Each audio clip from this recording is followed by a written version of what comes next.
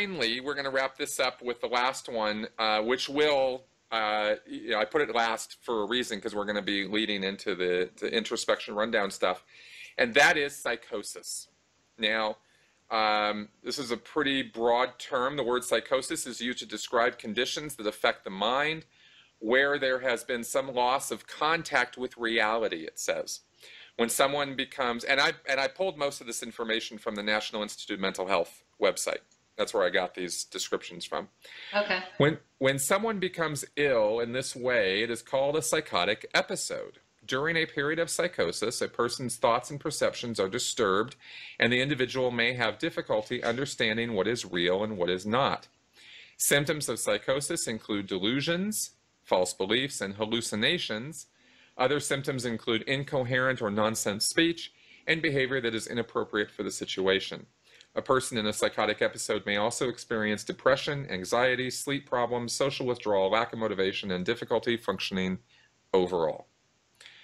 Now, Hubbard actually wrote some stuff about psychosis, didn't he? Yes, that's correct. There's a bulletin that's a case supervisor series. What that means is that there's a whole series of bulletins that are specifically directed towards case supervisors in the handling of cases. None of those other mental conditions that we went over would be addressed by the introspection rundown. I think it's important to make that part clear. Yep. A person who is what they would call dramatizing psychosis may or may not. It's not a given that a psychotic person would end up on this rundown. Okay. We'll talk about that a little bit, but on the subject of psychosis itself, it is in Hubbard's mind, he says about 15 to 20% of the human race apparently is insane, or certainly a much higher percentage than was estimated. The truly insane do not necessarily act insane visibly. They are not the psychiatric obvious cases who go rigid for years or scream for days. This is observed only in the last stages or during temporary stress. So they're not unconscious or completely aware of what they're doing. A psychotic person has hidden evil intentions. Okay, so we're dealing with someone who Hubbard says has hidden evil intentions. That's right. That's what he says. That's his idea of where psychosis comes from. Yes, and these are most insane people, most psychotic people are walking amongst us. They are not in institutions. They're the ones running the institutions. Those are the psychotics. So, right? This guy, man, he just, his hatred of psychiatry just was everywhere. Yeah, and they nearly always have a fixed emotional tone. It does not vary in nearly all insane people. In very few, it is cyclic, high, then low. All characteristics classified as those of the suppressive person are, in fact, those of an insane person. So he's saying suppressive people are insane. Yep. And he is saying this is how a CS detects if somebody is insane or psychotic, which doesn't necessarily mean they need the introspection rundown. We'll get into when that rundown is used probably in the next one, but yeah. we'll still touch on psychosis in this one, and then we'll probably have to touch on it a little bit more. Pretending to do a poster duties, the real consistent result is destructive to the group in terms of breakage, lost items, injured business, etc. The case is a no case gain or roller coaster and is covered under PTS symptoms. So what that means is you have a person who, despite all your attempts to use Scientology to make them a better person, nothing can help them. And they go up and down. Roller coastering is literally like a roller coaster. They go up and down, manic highs and lows and highs and lows. So he connects psychosis with bipolar phenomena or manic depressive phenomena. Yeah. He says these two things are basically the same. Mm-hmm. And this was written when? When did he write this issue? November 1970. Okay. So this is and Hubbard figured that the introspection rundown, just to throw that out there, is a development from what, 1973 or 4, somewhere around there? So I don't have it up, but I think so. Yeah. he figured he'd solved all this. You know, Yes. he figured he isolated psychosis as hidden evil intentions. The person's nuts because they have evil ideas that they want to execute, and he solved it. He got it all figured out Yeah. back in the early 70s. They are usually chronically physically ill. They have a deep but carefully masked hatred of anyone who seeks to help them. The result of their help is injurious. They often seek transfers or wish to leave. That's where it comes in, where people want to leave the Sea Org and they say you're psychotic.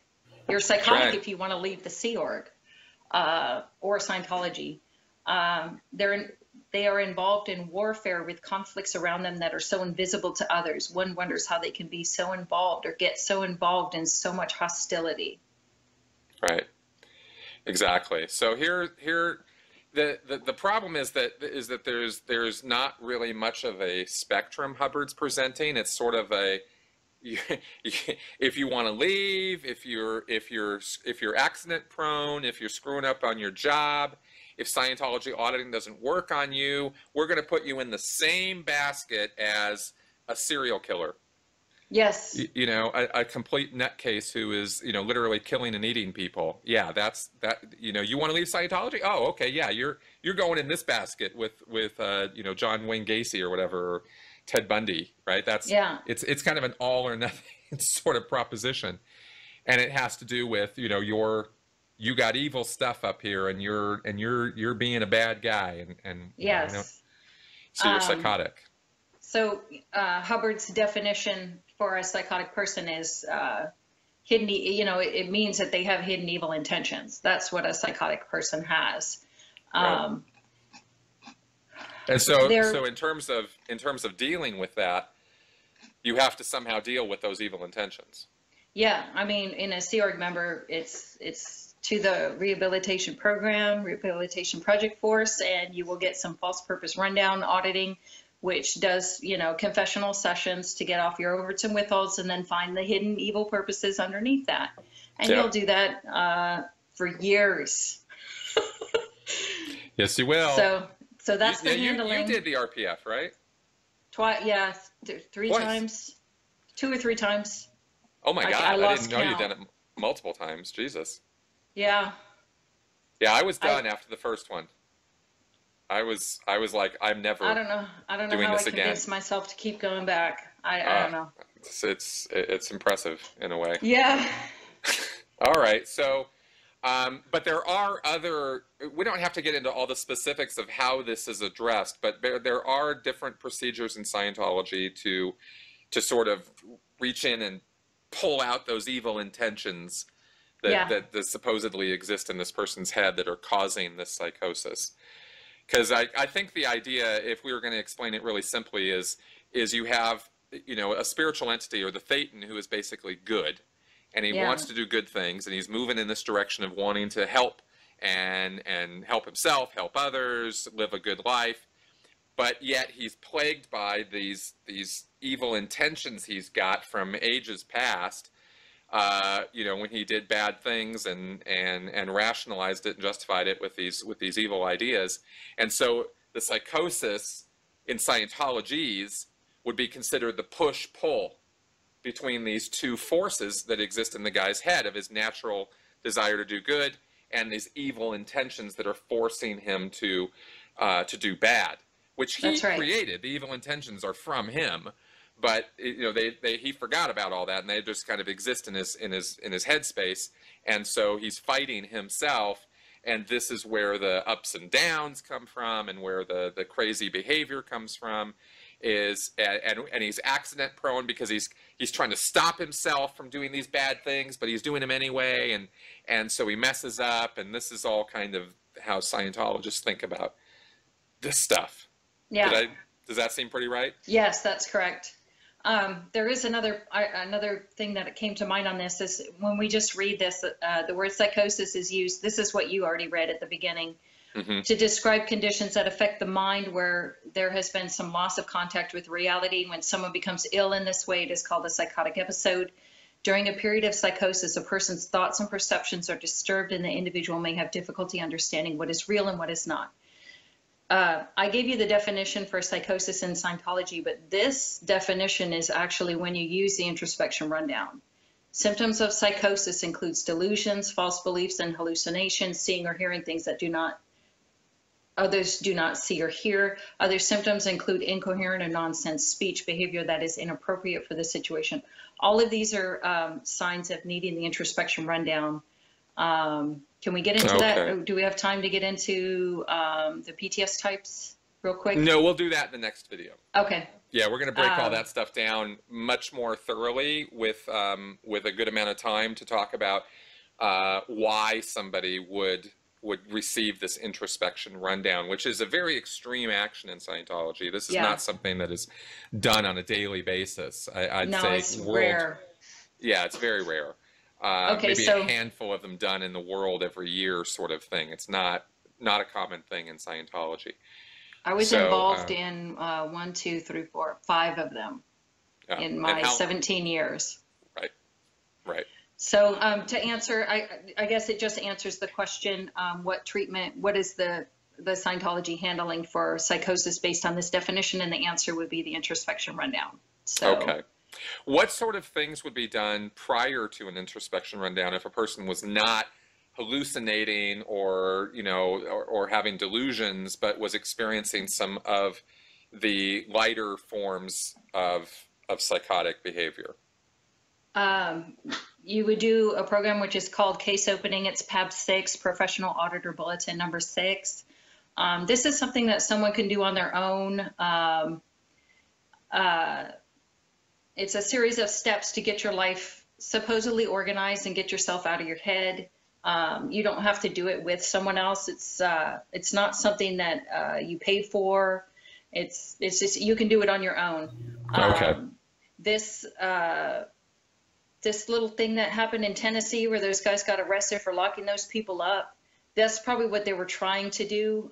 It doesn't have anything to do with locking people up, but it has a series of steps of what they would be doing to what you call destimulate, which means, if a person is in a highly stimulated environment, you're trying to get them out of that to get them out of their heads. So the steps are cleaning up everything around you. You get done the various odd jobs that you've been meaning to do, like you make a list of everything that you have that's incomplete and finish it or fix it. That could be conversations, that could be, fixing up your house, it could be getting something for your child, whatever those are. And then the second step is bring yourself up to date socially and give a letter or a ring to a person or a personal call on people you've neglected. So if it kind of gets you out there, you're supposed to call those people you haven't called.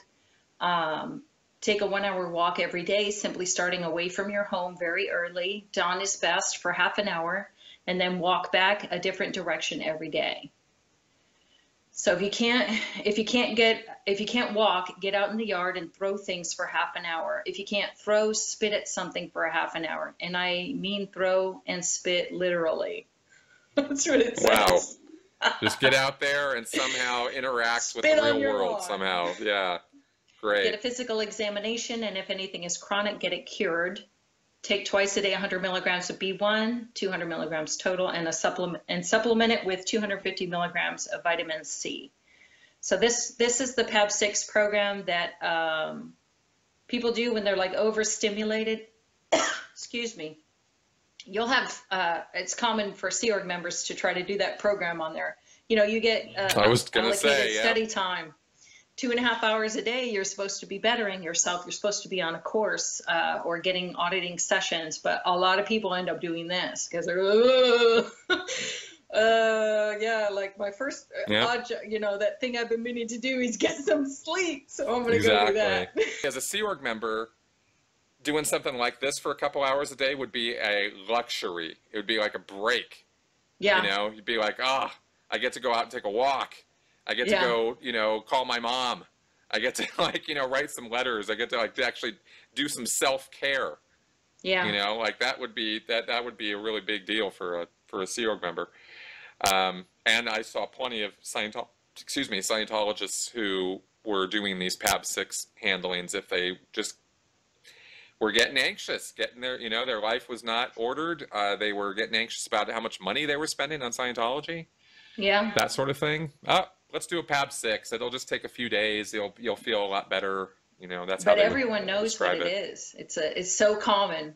Yep. Very common. That, you know, that you get overstimulated. It's like, I got to grab that PAB6 and get going on it. You know, it's very, very common. Anybody who has been in Scientology has probably heard of it. It's not by its title. You know, we go by PAB6. We call it PAB6. The title of it is case opening. Right. Right. And it's from the 50s, right? Yeah, I think so. Let me see. And I think originally it was for auditors, 1953, July. It was originally addressed to auditors who were doing sessions on people so much that they would get overstimulated themselves, and this was a way to get them out of it if there was no auditors nearby to help them. So that was the original purpose of it. But you know, then you get things like this thing in Tennessee where they're like, well, we can't watch them 24/7, so lock them in there. But, you know, we'll open the door and let them do their daily walks and make their phone calls. It's just, it's fucking insane, man. And it gets, snowballs. It starts as a case, as a PAB6, and it snowballs into this thing that you're like, this is illegal.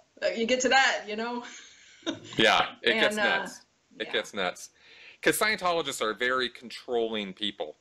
Yeah. And they have this idea from Hubbard that, you know, that the only way to get in control of yourself is to be controlled to this degree, you know, to this ultra degree, and then somehow you'll be able to take control of yourself in your own life. Right. But first you have to get flat on being controlled, and so they sometimes get pretty fascist about it. I mean, it gets pretty crazy.